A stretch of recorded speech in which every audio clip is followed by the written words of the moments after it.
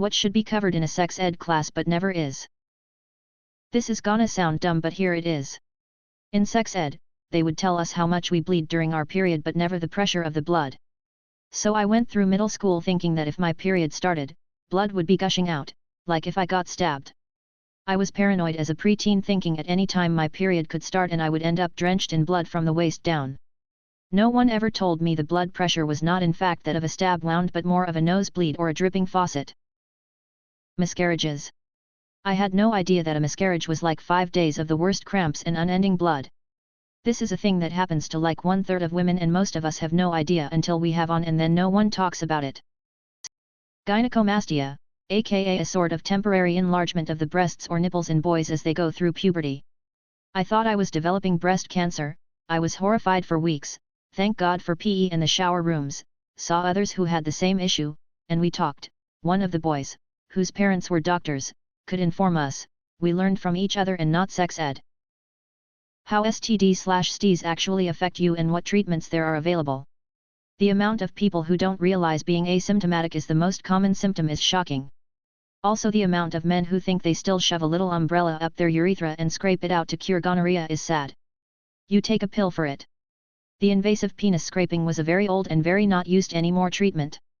Also they could do more to destigmatize getting tested regularly if you have multiple partners or getting tested at the beginning of each relationship if you're a monogamous person. STD/STIs don't devalue you and I find sex ed really doesn't do anything other than make people feel dirty and ashamed about contracting something. Chances are the person who gave it to you was asymptomatic and didn't know they had it and are also victims of a fear and shame-based sexual health education.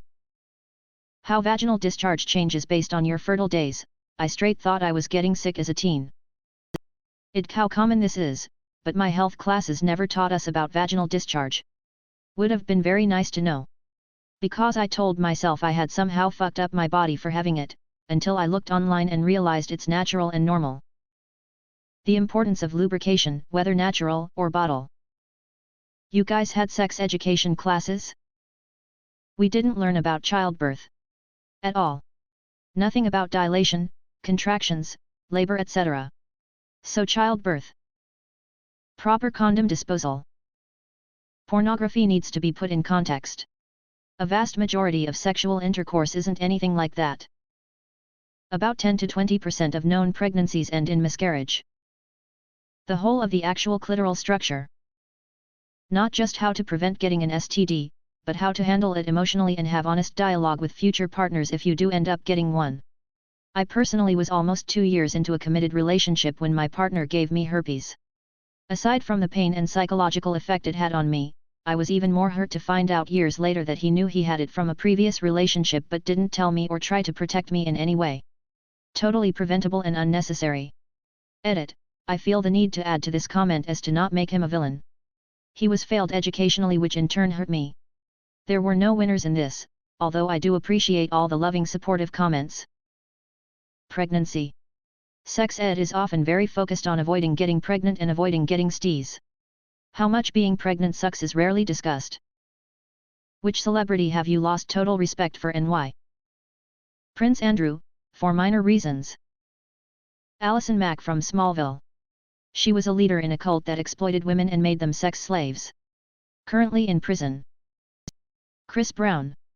The whole he hit Rihanna thing was downplayed in the media. Read the actual police report and you'll see that he tormented and even attempted to kill her.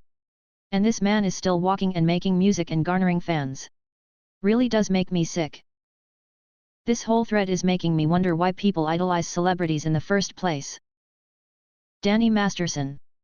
Thought he was cool but later found out he is a higher up in Scientology and got away with raping the wife of Cedric Bixler Zavala, singer of the Mars Volta, and poisoned 2 of his dogs.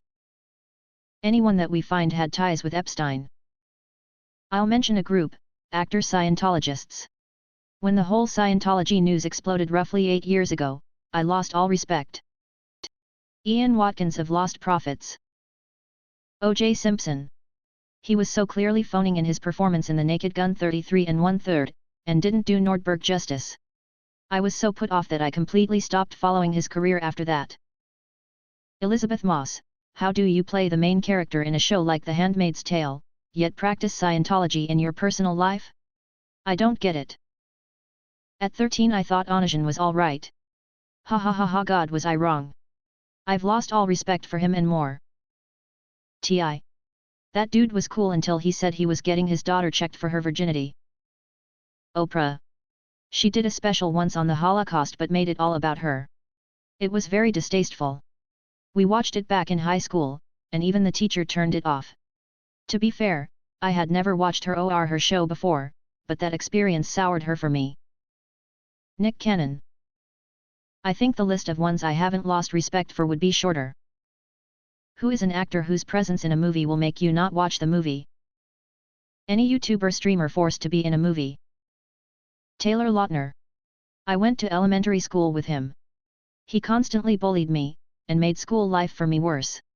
He and a lot of other kids from that school district thought they were God's gift to the earth, and I would not be shocked if he still has that arrogance to him. The last time a similar question was asked, the answers were mostly James Corden. Andy Dick. I've seen every episode of Star Trek ever many times but refuse to watch the Voyager episode he is in. Jenny McCarthy. James Corden, he just radiates corporate energy. Gwyneth Paltrow. Can't stand her. Steven Seagal, dude is just plain shit in any shape, form or movie.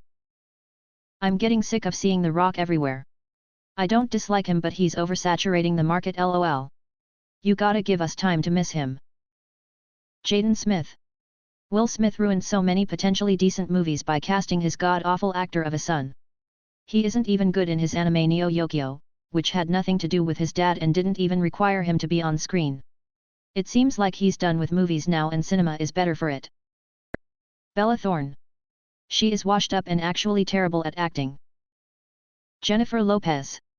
My husband and I have running joke that she literally plays the same poorly acted role in every movie. This one coming up with Owen Wilson, is no different, lol. Anyone affiliated W Scientology. Edit.